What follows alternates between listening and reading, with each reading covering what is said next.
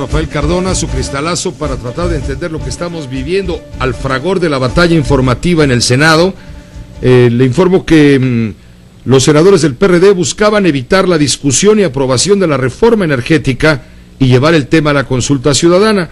Entonces fueron a ver a un juez y se ampararon.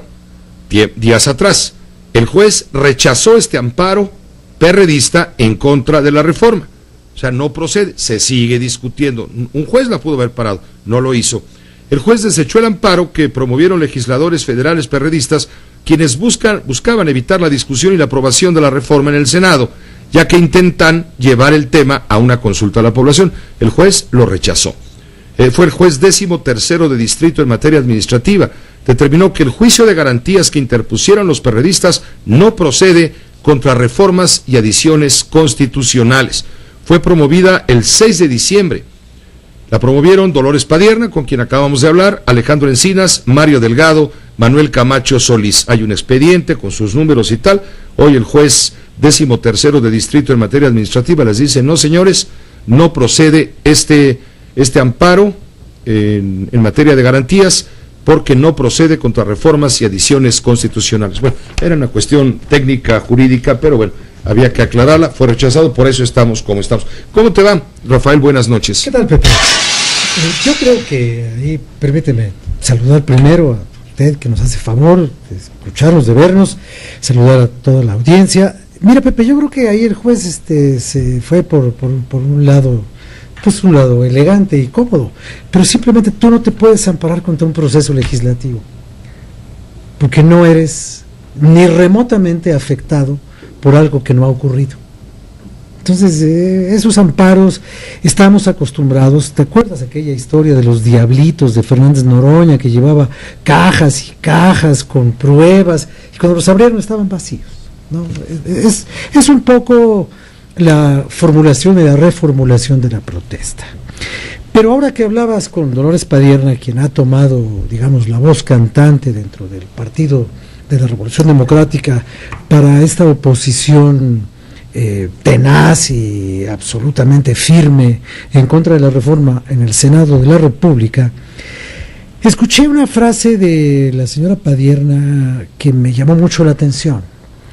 Ella dice que su grupo, quiero entender, el Partido de la Revolución Democrática, tiene la mayoría en este país, porque la mayoría es la que no se manifiesta a través de los cauces institucionales.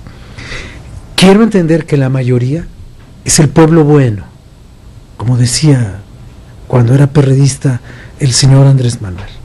El pueblo bueno que está con el partido bueno. Ella dice que el método antidemocrático de la representación popular es el que se manifiesta dentro de las cámaras, y que forma el Congreso, y que tiene como facultad, porque así lo dice la Constitución, que en otros capítulos ellos tanto defienden, pues nos da el carácter de una república representativa, federal representativa. Entonces, aquí es en donde está el meollo de la falsa argumentación de este grupo político. Yo no voy a discutir si ellos tienen o no tienen la razón técnica en cuanto a que la reforma privatice, no privatice, sea un peligro para un peligro para la industria nacional, peligro para México, no más uno, digo tampoco, ¿no? Pero no me meto con eso. Lo que yo creo entender es que el Partido de la Revolución Democrática quiere jugar en una pista doble. Está dentro del sistema antidemocrático de la representación, defendiendo un sistema que no existe de representación nacional. Dolores Padierna dice: tenemos la mayoría. Eso no es cierto.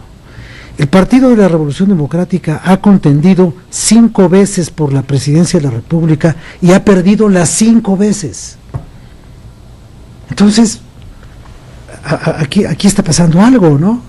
¿Cómo quien tiene la mayoría no la puede jamás expresar en el único mecanismo que el aparato democrático ha diseñado, que es el sistema electoral?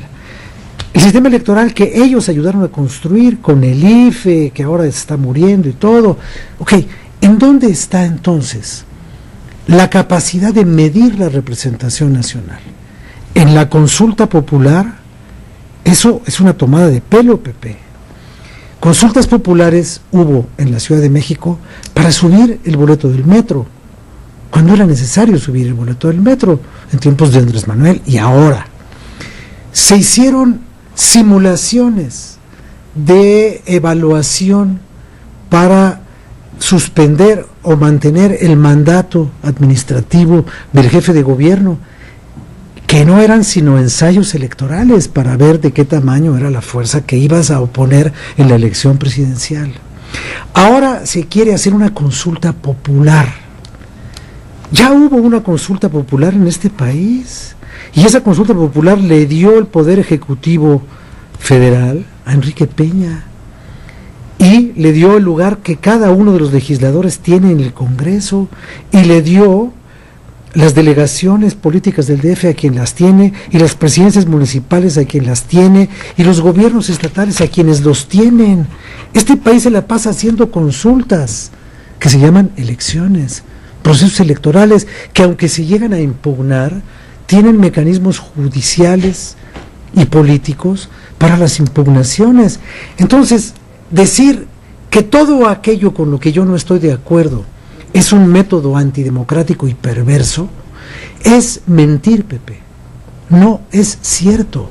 Ellos tienen todo el derecho de defender la idea de que el artículo 27, el 28 y el 25, que son los que principalmente impugnan, debían ser considerados, y yo en lo personal así lo creo, debieran ser considerados artículos pétreos, como se dice en otras constituciones. O sea, los artículos que no se tocan. Esto no se discute, punto.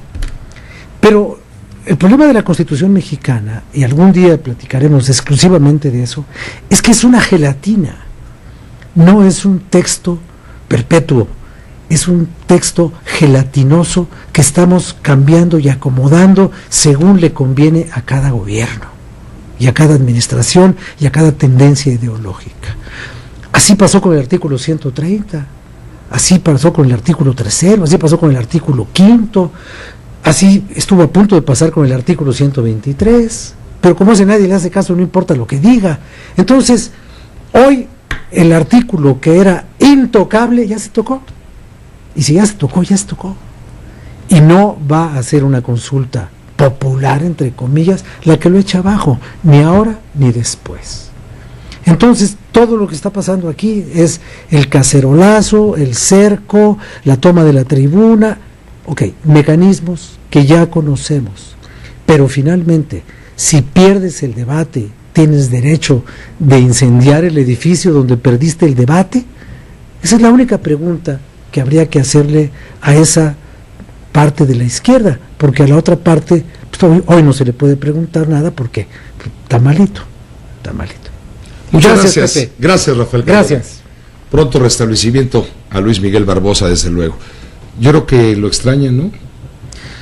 Bueno, Barbosa, no los perredistas, sino... Barbosa tiene sus modos, sí. Y Barbosa, yo que lo conocí desde hace tiempo, lo he visto crecer en su capacidad de negociación política, y es un tipo bastante inteligente y bastante interesante en su desempeño, ¿no? Pero pues ya se compondrá. Pero fíjate pues, lo que les pasa, ¿no? Se les enferma el Moreno y luego se les enferma Barbosa, y qué cosa. Gracias, Rafael. Como si fuera lo que decía Hugo Chávez, ¿no? Muy bien, gracias. Gracias. Gracias, Rafael Cardona, buenas noches, vamos a una pausa.